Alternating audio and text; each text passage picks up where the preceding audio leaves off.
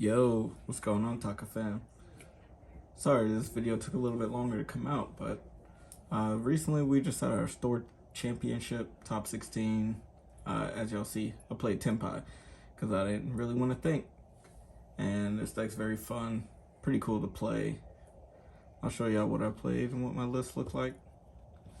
So the side deck is definitely up to, your local scene. Since you know who's all in your top 16, you can pretty much build your deck based on that. But first off, I played 3 white, 3 red, and 2 green. This is pretty standard.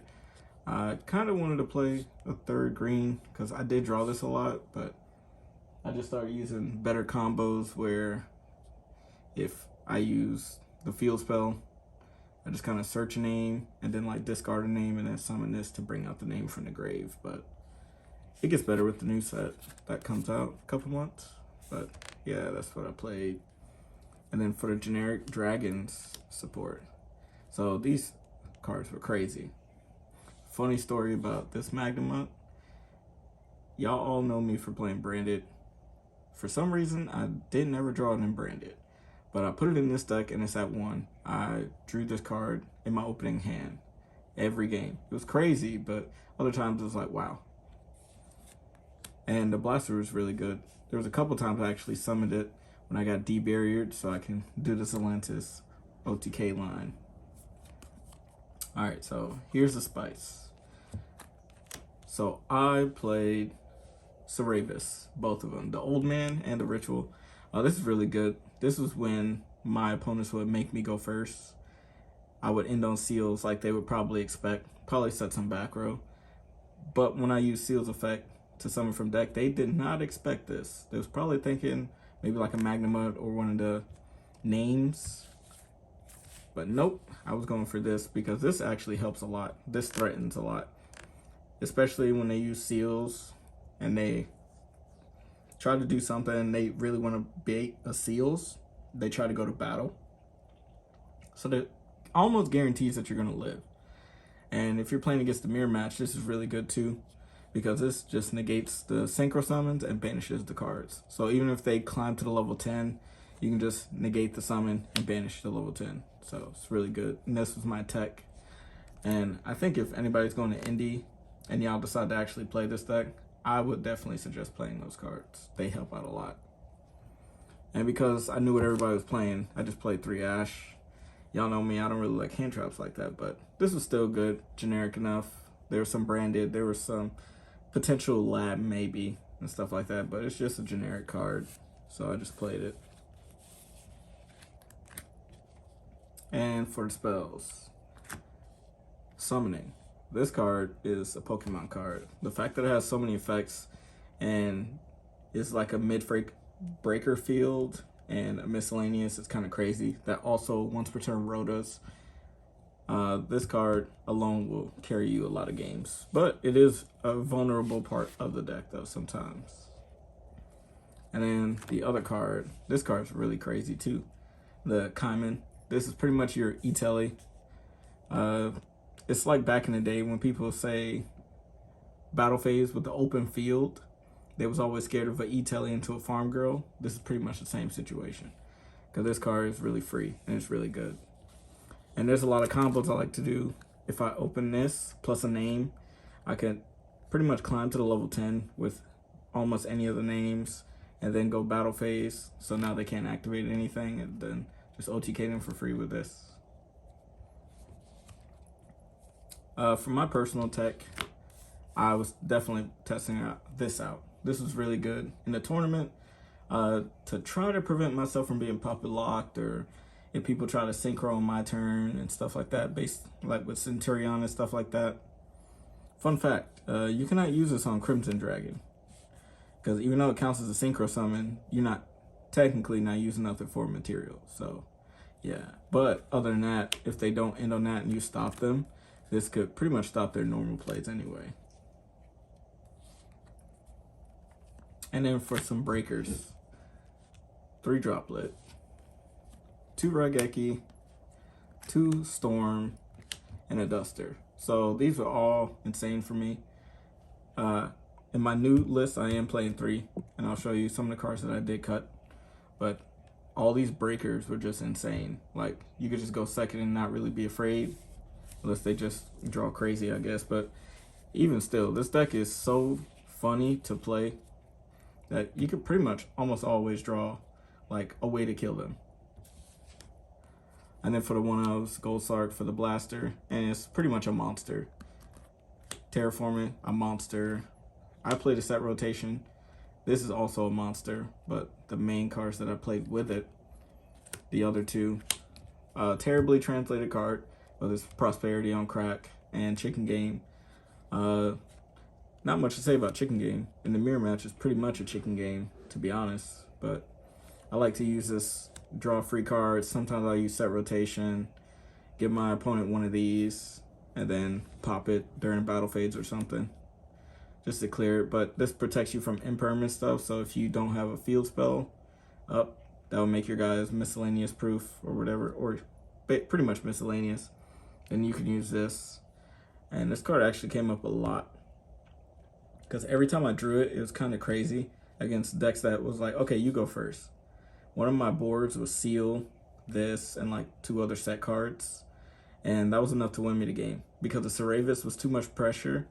And when my opponent used the field spells effect, you know, paying the cost or whatever you got to do, I just chain this, remove their field spell so it doesn't resolve.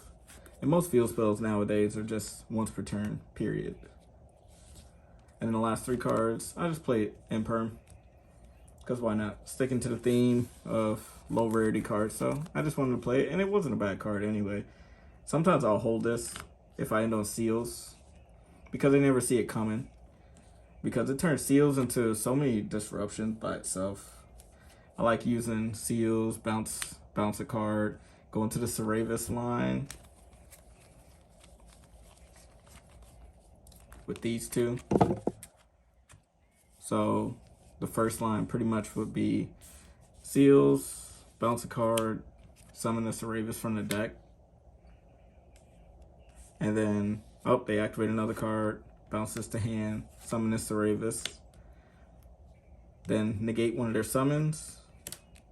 And then the Imperm is pretty much free. And they never played around it. And that's the kind of crazy part. That's why I thought the card was insane with those kind of interactions. But we'll go on to the extra deck. That was definitely 40 in the main.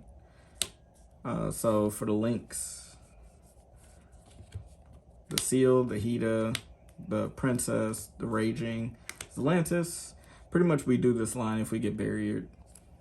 I was playing a Dark and a Masquerena as well, but that was mainly because I was playing Snake Eye previously, and you don't really use that many cards in your extra deck, to be honest. You use like 3 or 4 and they're dead anyway.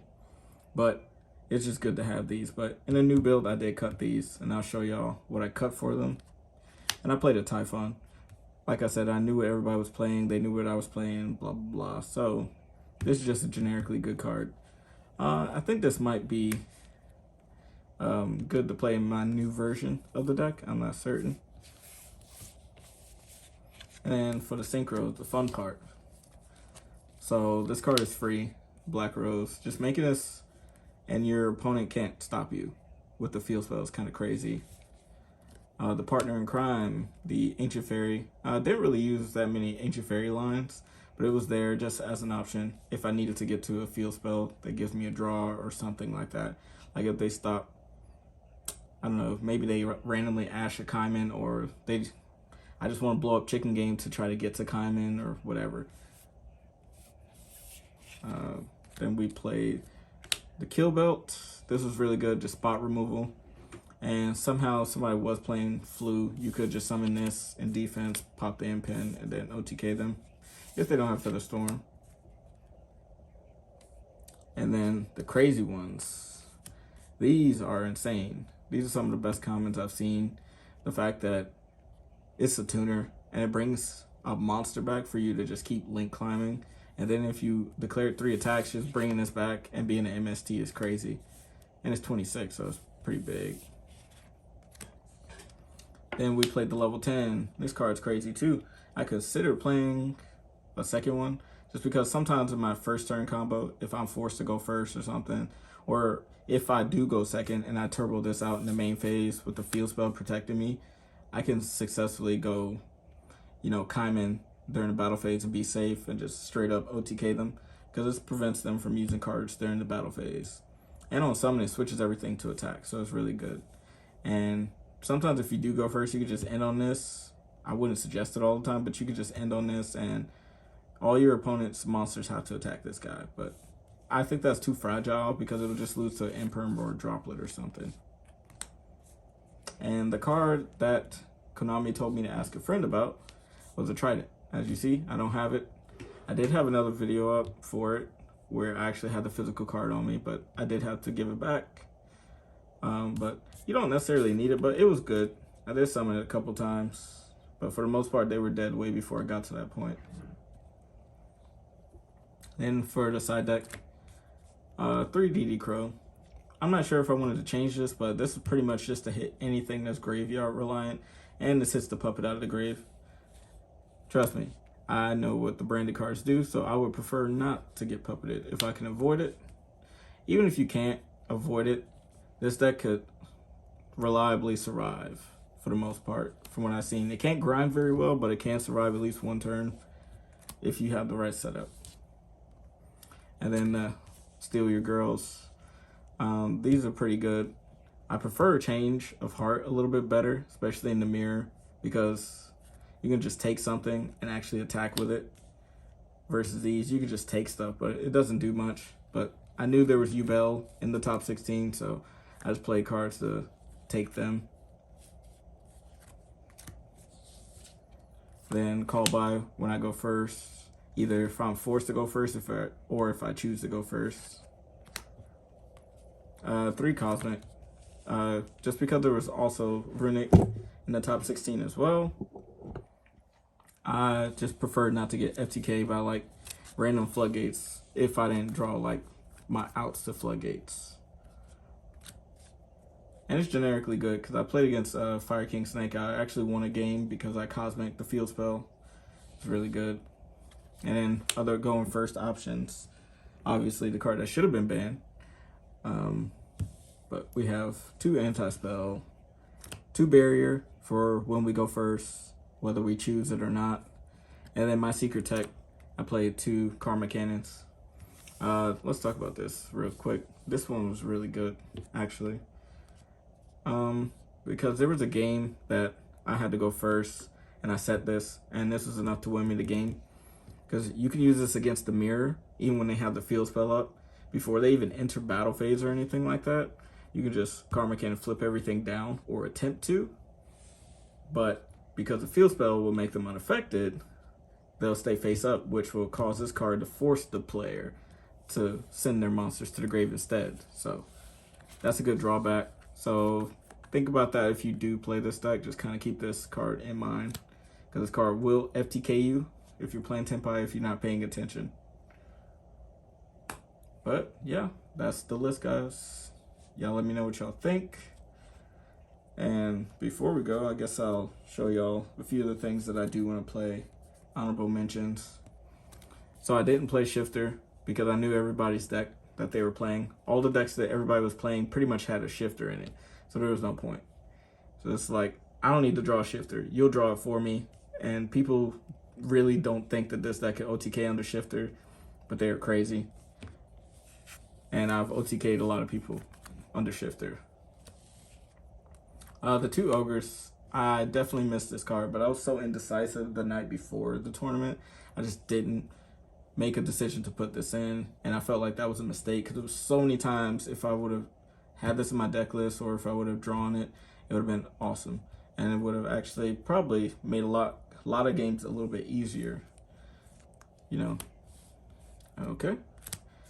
And then last few cards, I am playing a 3rd Raigeki in my new build, so I just like this card. Just have another just board clear. Just make it as easy as possible to get to an OTK. And then 2 level 7s that I'm playing. So if anybody's watching this and they're going to Indie, if you're going to play Tempai, you got to play this card. And some people might know, some people might not know. And Meteor Burst, this is just another way. If you don't want to waste extra deck stuff, you can just summon this. And your battle phase is pretty much safe from monsters if you're trying to play around Ash Blossom. But the trade-off is you're now weak to Imperm and all those other kind of cards and Chalice and stuff like that during the battle phase. So if I were you guys, I would suggest just climbing to the 10 if you can. And the target for that is what's going to be funny. So when you go first, you just do this to the mirror match, and then the game's pretty much over.